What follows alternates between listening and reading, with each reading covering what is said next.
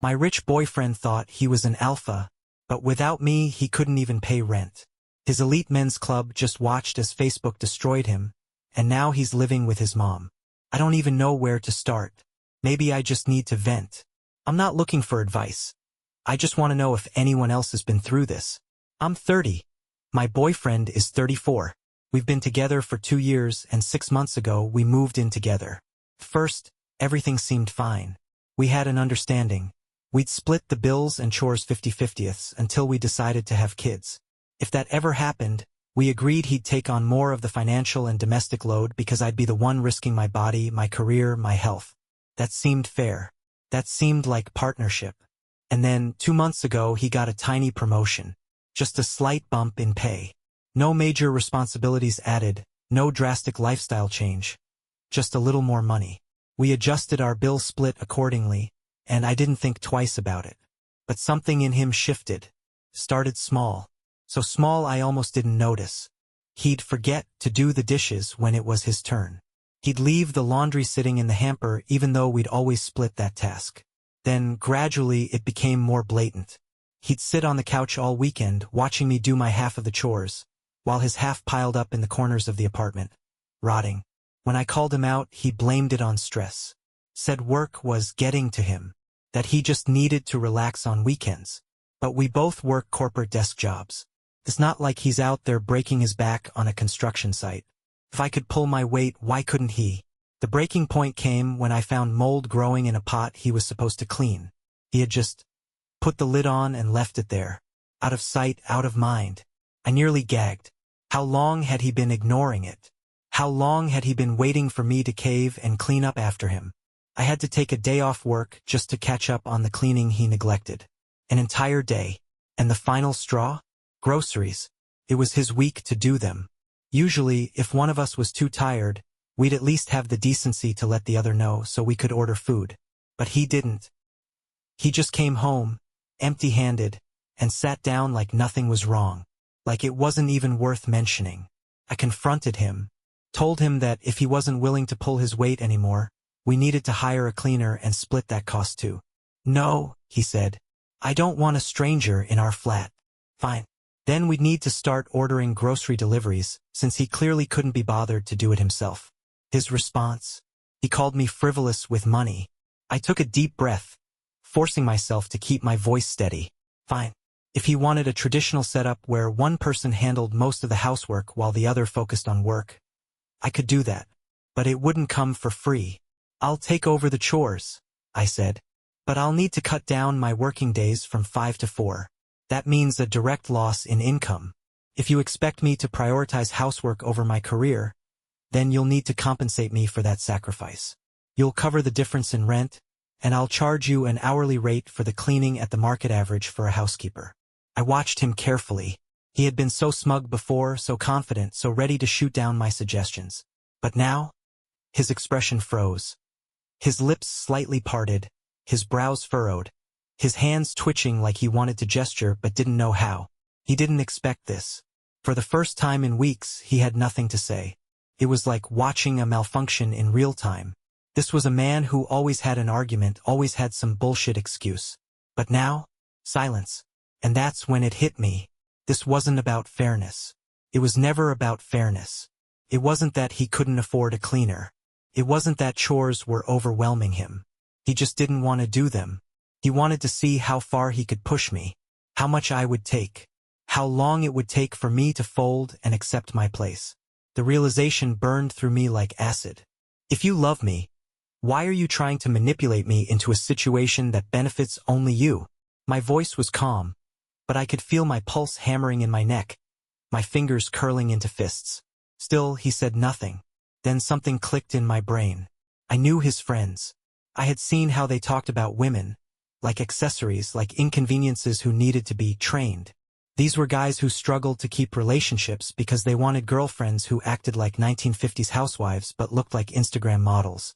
Did your friends put you up to this? I asked, my tone sharp. Did they tell you to start testing me? To see if I'd be a proper woman? His expression shifted. Guilt. That was all the confirmation I needed. And then, as if the words had been waiting to escape, he said it. A proper woman would be happy to look after the house. I actually felt my stomach drop, like a physical sensation of something snapping inside me. And then he went further. You're just being difficult. I don't know why you're so obsessed with money. You sound like a gold digger. Silence. Thick, suffocating, deafening silence. I blinked at him, the words hitting me like a slap. A gold digger? A gold digger? Was this a joke? I wasn't asking for diamonds. I wasn't asking for vacations in Paris or a brand new car. I was asking to be compensated for unpaid labor that he was deliberately dumping on me. For the first time in my life, I felt something cold settle in my chest. A sharp, electric kind of rage. Oh, I breathed, nodding slowly. So that's how it is? He said nothing. You're right, I continued, voice shaking with fury. I am a gold digger. I'm digging for the absolute bare minimum, and I still can't find it. He scoffed, rolling his eyes, but I wasn't finished. You know what that makes you? I leaned in slightly, staring straight into his face. A gold digger too, except you're digging for a free housekeeper and a personal chef. You want a woman to cook, clean, and take care of everything for you, for free. His jaw tightened. I had him now. So don't talk to me about money, I snapped. Because if you were really proud of your promotion, if you actually had your shit together, you'd be hiring a cleaner and paying for a chef instead of manipulating the woman you supposedly love into doing it all for free. And not really for free, actually. Because if I take a day off to clean up after your useless ass, I'm technically paying to be your maid. He stared at me, stunned. His mouth opened and closed like he wanted to say something. But what could he say? I had already seen the truth. And I wasn't unseeing it. I had wasted 2 years on this man. 2 years thinking we were partners. 2 years believing we were equals. And now, here I was, watching him unravel because he had gotten a tiny taste of power and couldn't resist trying to use it against me. A gold digger. The words rang in my head, over and over, like a bad joke. I had never felt so humiliated, or so done. And I hadn't even packed my bags yet. I looked at him, really looked at him, and for the first time I didn't see the man I had loved. I saw dead weight. I had spent 2 years thinking we were building something together, that we were equals. But he wasn't lifting me up. He was dragging me down, inch by inch, turning me into something smaller, weaker, more exhausted. And worse, I had let him, and I hated that. I hated the sting of betrayal, but more than that, I hated my own blindness. So I did the only thing left to do. I turned my back on him and started packing. The moment I reached for my suitcase, I felt it, a shift in the air, the realization creeping onto his face. Are you serious? His voice was flat, almost amused, like he thought I was bluffing, like I was just throwing a tantrum and would get over it. I ignored him. I yanked open drawers, stuffing my things into bags with sharp, angry movements. Every folded shirt felt like an accusation.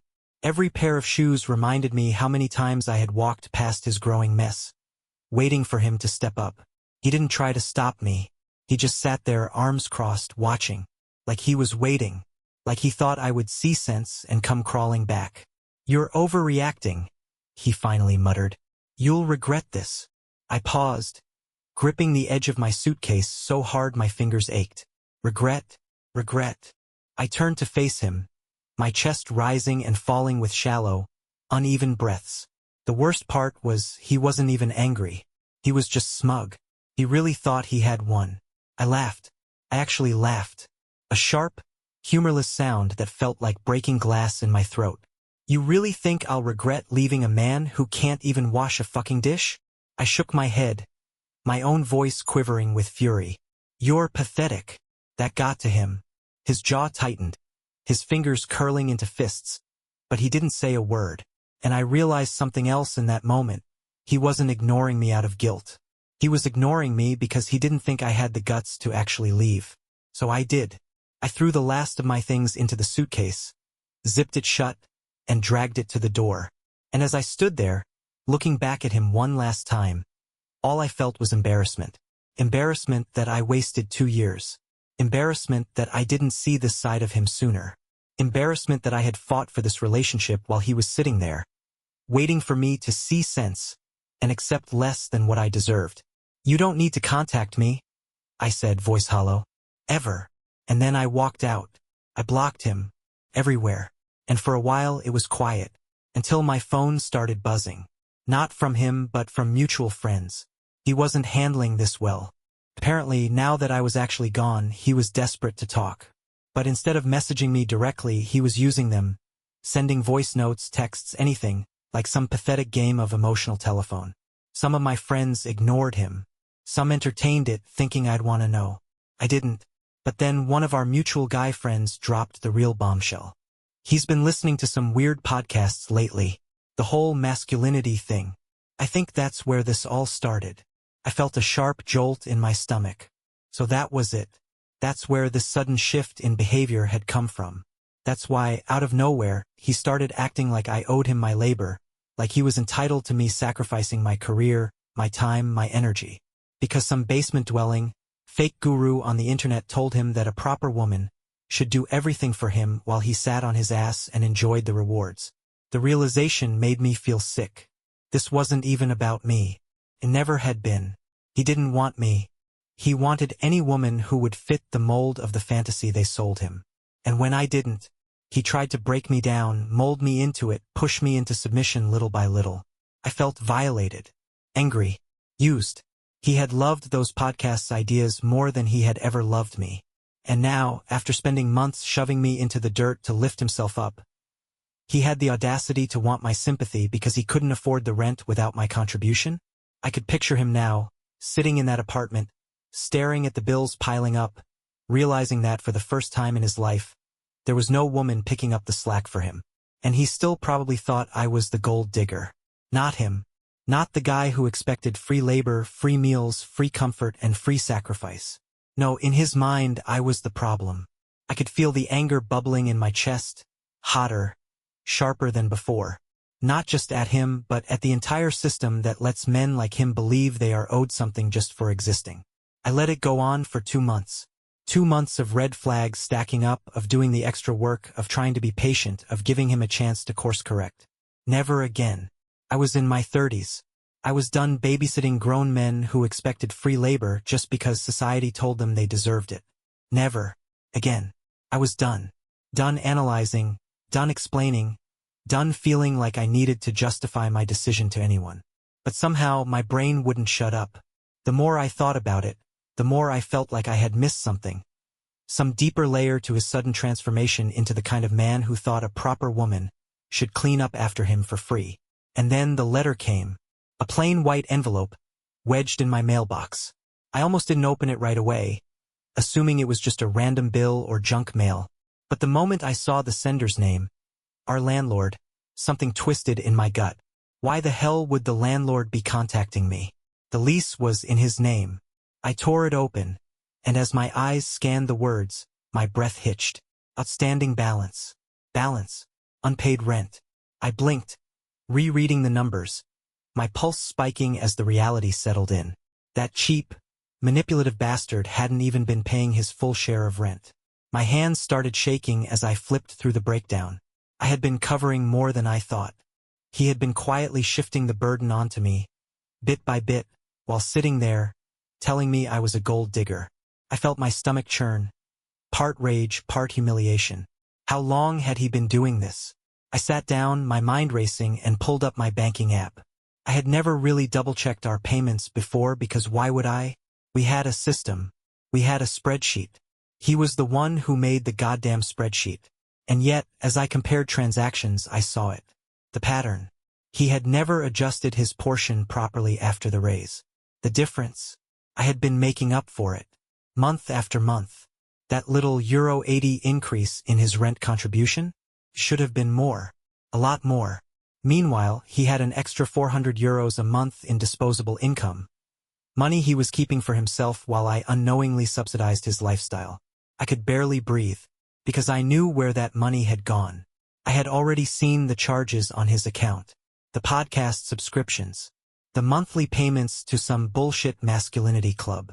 I had been paying his way while he paid to be brainwashed into thinking I was beneath him. My vision blurred, heat crawling up my neck, a buzzing filling my ears.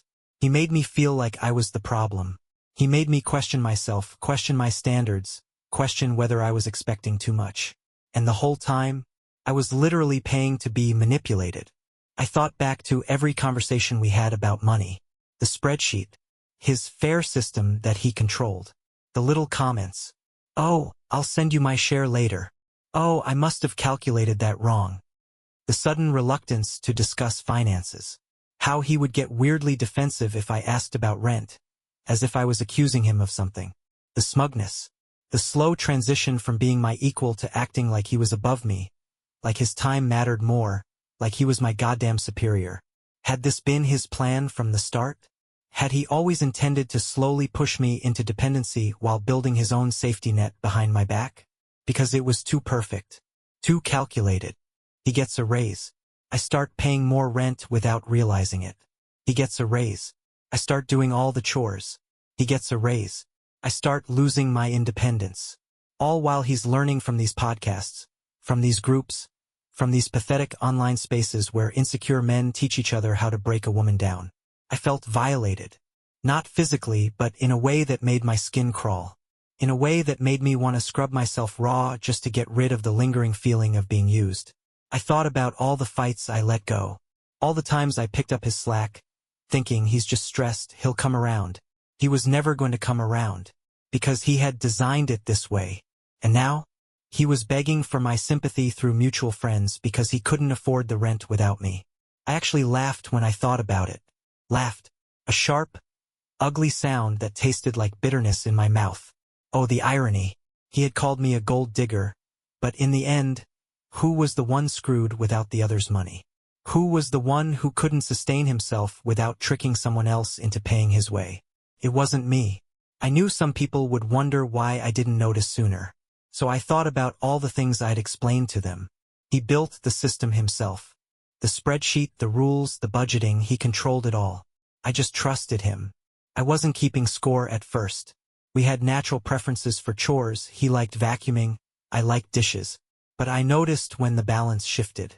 When it became assumed that I'd pick up the slack. We had talked about the future. We had agreed on what our relationship should be. That wasn't just in my head. He knew what I expected, and he still planned against me. The podcasts, he listened in secret. That's what haunted me the most. We had always shared things we found interesting, stupid memes, dumb videos, movies. But this? He hid it. He knew it was wrong. I clenched the letter in my hand, my nails digging into the paper. I wasn't crazy. I wasn't overreacting. I wasn't the problem. I was just the target. And I had escaped before he could finish the job. When I walked away, I thought that was it. I thought I had burned the bridge, cut the cord, erased him from my life. But parasites don't just disappear when you stop feeding them. They cling, they beg, they rot. First, there was silence. I moved into my new place, settled into a life without the suffocating weight of his mess, his manipulation, his entitled expectations. My apartment stayed clean without effort. The air felt lighter. The food in the fridge was always mine. But then, the messages started. Not from him, he was still blocked, but through mutual friends. Little whispers, desperate breadcrumbs trying to pull me back in. He says you overreacted. He doesn't know why you're making a big deal out of this. He thinks you should at least talk to him. First, I ignored it. I was done. There was nothing left to say. But the messages kept coming. The tone shifted. He needs help with rent. He can't afford the apartment without you. He says it's only fair you contribute. Fair. That word made my skin crawl. He had spent months quietly draining me, making me pay more rent than I realized, letting me pick up the slack in every possible way. And now, without me, he was sinking. The weight I had been carrying for him was finally crushing him instead. I almost felt bad. Almost. Instead, I let it happen. I let him struggle. I had been expecting his desperation, his attempts to pull me back into his orbit. But I wasn't expecting the public performance. One day, a friend sent me a screenshot. He had posted a long, self-pitying rant online, dripping with misery and self-righteous indignation. In his version of the story, I had betrayed him. I had abandoned a good man who just wanted a traditional relationship. I had thrown away love for money. My stomach twisted, but not with regret. with rage, because there it was laid out for everyone to see, the final desperate lie. He had called me a gold digger, but now that I was gone, he was the one who couldn't afford his own life. I braced myself for sympathy in the comments, for people taking his side, consoling him, feeding his ego. But what I saw instead, people calling him out, his own friends tearing into him. Someone even mentioned the unpaid rent.